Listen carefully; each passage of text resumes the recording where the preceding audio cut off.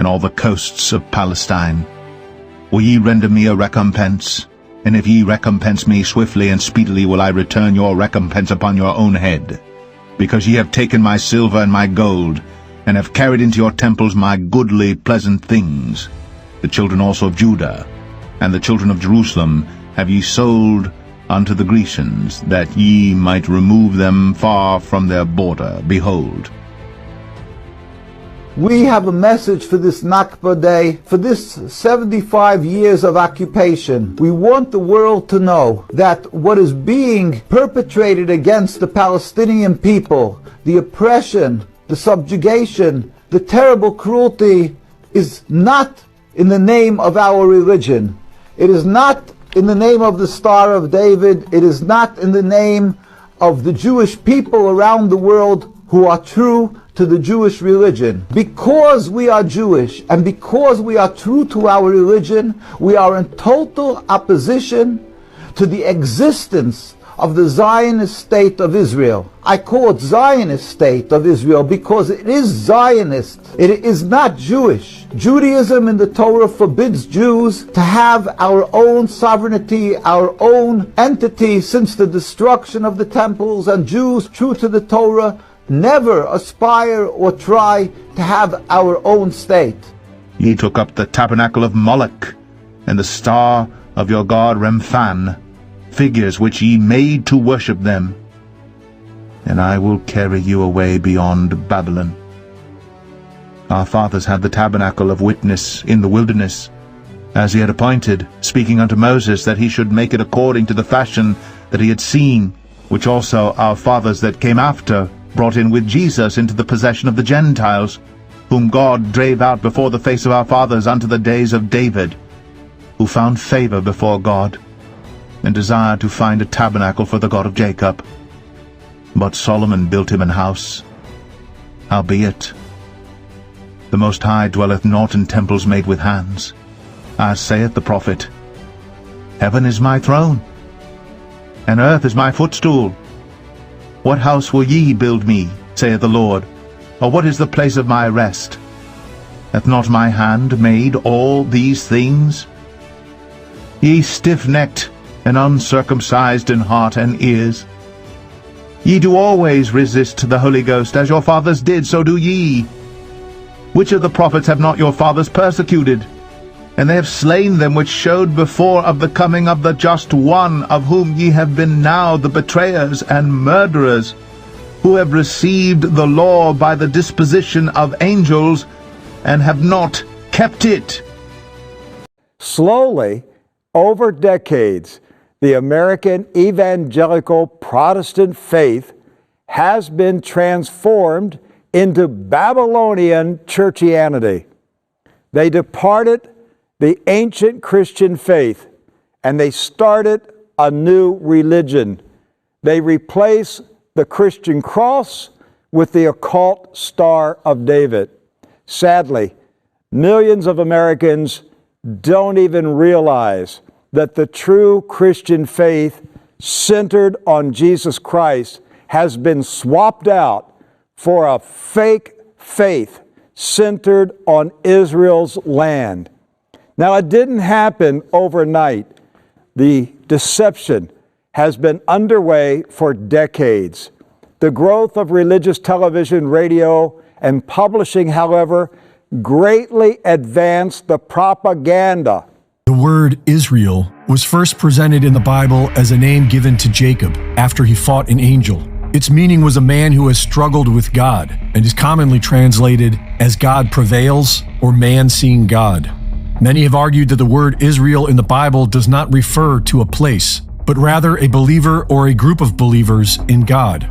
Others believe the land known as Palestine was where the biblical state of Israel once stood. And in the 17th century, Sabbatai Zevi was the first Jew to try and resettle there. Sabbatai Zevi claimed to be the Messiah and amassed a large Jewish following that engaged in ritual sex orgies and the defilement of God's law. In the spring of 1666, they were planning to be the first Jewish settlement in Palestine. But things changed when Sabbatai was arrested and thrown in jail. His radical movement continued with the Frankism movement, and Zionism became more political.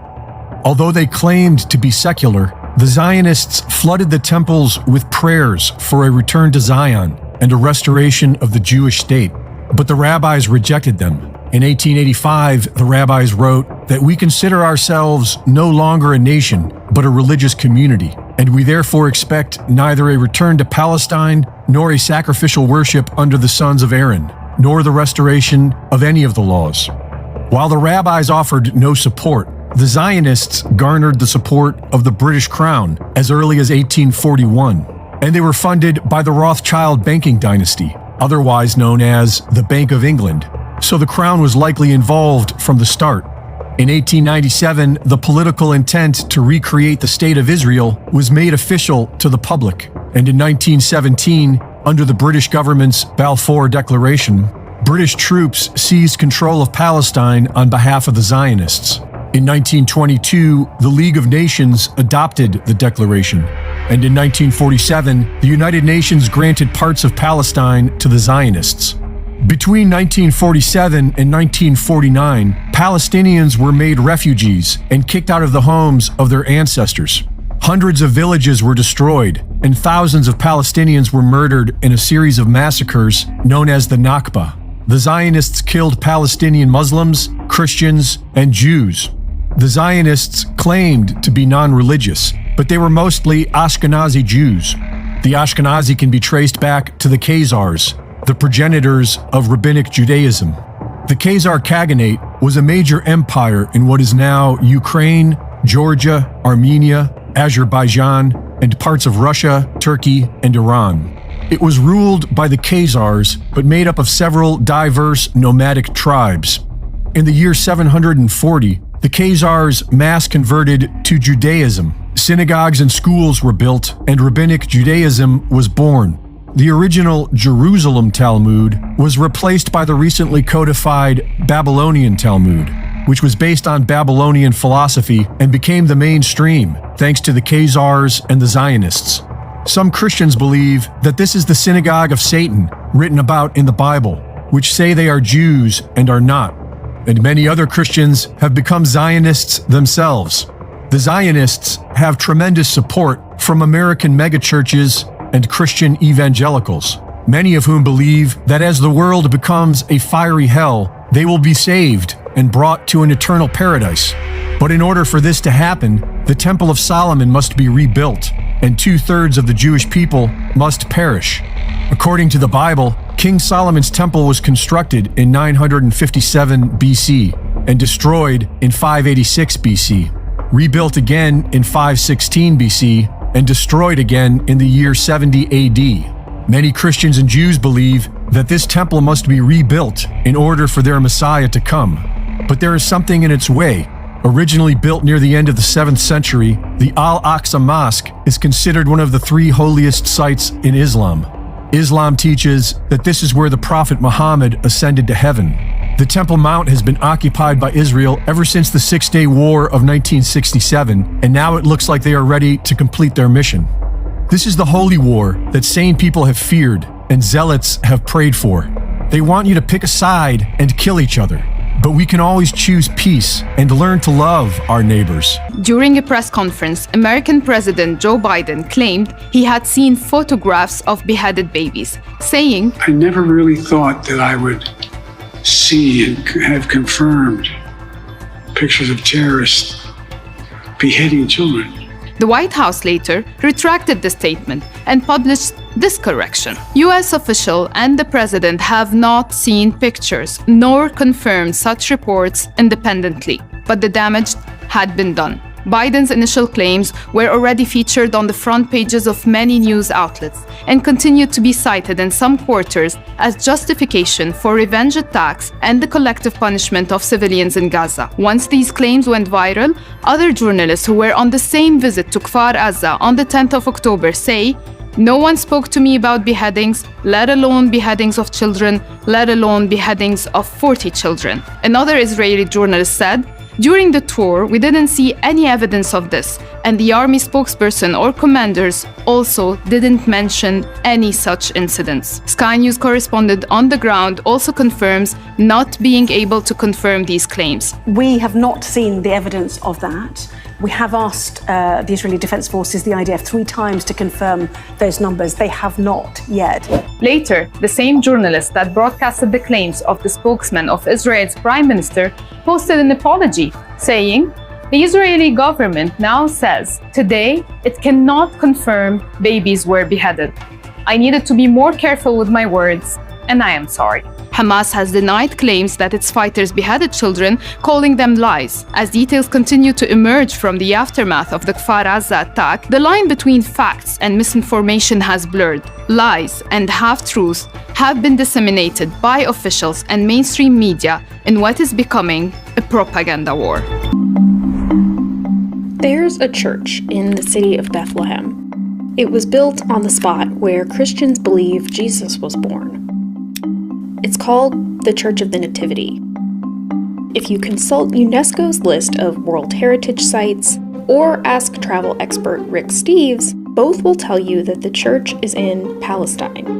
But when a question about the church's location came up during a round of Jeopardy in January 2020, built in the 300s AD, the Church of the Nativity. What is Palestine? No. What is Israel? That's it. that answer set off something of an internet firestorm.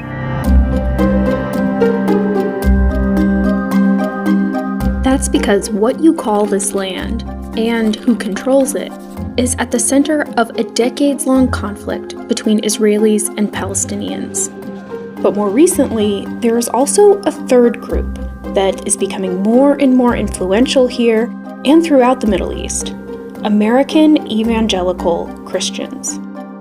Today, evangelical Christians are one of the most politically powerful voting blocs in the United States, and a big part of those policies is rooted in how they interpret the Bible. Evangelicals believe that the Bible is literally true. Sarah Posner writes about religion for a bunch of different publications. Many of them believe that the Bible is sort of this prophetic roadmap for modern life, that events described and prophesied in the Bible will become true. The Bible is the most historically accurate book ever penned. The Bible is the one book that dares to predict the future with 100% accuracy.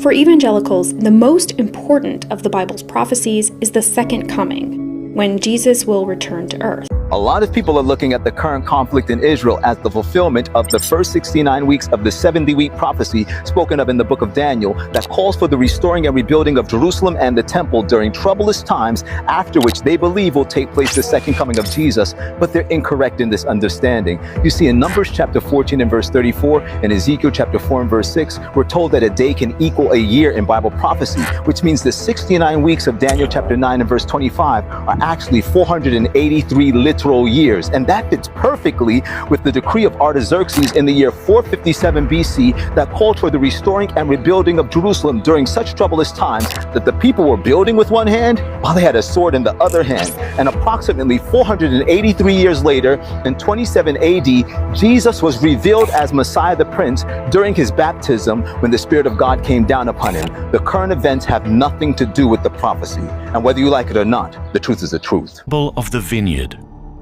This parable matches Jesus' teaching style and employs Jewish motifs typical of his day, such as Israel as a vineyard, God as a father, the religious leaders of that time as tenants, and God's prophets as servants sent to the tenants.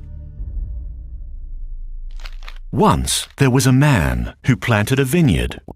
Before leaving the country, he leased it to tenants. At harvest time, he sent a servant to collect his share of the fruit of the vineyard, but the tenants beat him and sent him away empty-handed. So, the owner sent more servants, but these too were beaten or killed. Finally, he sent his one and only son, saying, "Surely they'll respect my son."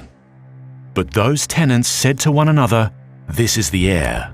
Let's kill him, and the vineyard will be ours." So, they killed the owner's son. What do we learn from this parable about Jesus' self-understanding? He thought of himself as the only Son of God, God's final messenger, distinct from all the prophets and even the heir of Israel itself. That the Jews are still God's chosen people is a new doctrine. You know, back before the late 1800s, everybody recognized what we're talking about now. But something began to change. First with Dr. Cyrus Scofield. C.I. Scofield was a divorced man. He had trouble with alcohol. He was a lawyer turned preacher. He left his first wife, Leontine Sierre, in 1883. That's the year after he wrote his first book, Rightly Dividing the Word of Truth. So in 1882, he writes his first book, Rightly Dividing the Word of Truth. 1883, he leaves his first wife, marries another lady, and then becomes a pastor in Texas. Very famous, very popular. Scofield's dispensational premillennial Bible was edited with financial assistance from prominent businessmen, some of which had questionable religious ties. And he had Jewish retainers who made him a member of a club called the Lotus Club, a sort of a secret society. And suddenly he had plenty of money. This corrupt lawyer who had abandoned his wife and was found guilty of numerous offenses as a corrupt attorney. But Scofield was given money, and the Oxford group out of England published his Bible. Why would they take a crooked lawyer and make him the editor of a Bible? And then suddenly they had millions of dollars to promote it. With that amount of money, then the Bible took off. And it basically sealed the deal for the Jews. The Scofield Reference Bible is very pro-Israel, very Zionist. And this book, more than any other book, changed the thinking of an entire generation of young preacher boys. You like to receive praise from one another, but you do not try to win praise from the one who alone is God. How then can you believe me? Do not think, however, that I am the one who will accuse you to my father. Moses, in whom you have put your hope, is the very one who will accuse you. If you had really believed Moses, you would have believed me, because he wrote about me. But since you do not believe what he wrote, how can you believe? Who had a huge impact on dispensational theology, and his name is C.I. Scofield. If you have a Scofield Reference Bible, you need to know the author of that reference Bible, because he's not the person you think he is. We need to learn to deal with Christian Zionists. This looks much easier when we understand that Christian Zionism is a promoted religion that makes little sense on its own. But for every Jewish Zionist in America, there are 10 or 20 Christian Zionists doing their work for them. Christian Zionists have turned their backs on Jesus' words, "Blessed are the peacemakers, and love even your enemy as you love yourself." This is Christianity. Anyone who claims that they follow Christ and fails to stand for justice and protection of the innocent will definitely have some explaining to do. How does one tell who is a Christian Zionist? We have a question litmus test. It's non-invasive and usually welcomed. It is: do you believe that the state of Israel is a fulfillment of biblical prophecy? Do you believe that the modern state of Israel is a fulfillment of biblical prophecy? Oh, absolutely. There's no doubt at all. If Israel is the fulfillment of biblical prophecy, which it is not, then where does Jesus fit in? Jesus or Israel? One or the other is the fulfillment of the prophecy of the Old Testament. There is no room for both. Orthodox or traditional Christians have always believed that Jesus, not Israel, is the correct answer. No other branch of Christianity believes that political Israel is in God's plan for the future. This while ignoring Israel's intolerance, its racism, its constant wars. Israel is to them, the Christian Zionists, the chosen people of God still today. About 1/3 of the 210 million American adults who identify themselves in polls and censuses as Christian are influenced, called the Scofield Reference Bible. This book was to be a foundational document upon which Christian Zionism, by a host of other names including evangelicalism, would begin its methodical growth by deception. The founders of World Zionism, especially Chaim Weizmann, successor to Theodor Herzl, had much to do with drawing the United States into World War I. A mere handful of dominant American Zionists were able to influence President Wilson, possibly by blackmail, to join the war in Europe over his advisors' objections. America lost over 100,000 men who were entirely innocent of any involvement in European politics. And out of all this, the World Zionist Movement gained a piece of land called Palestine.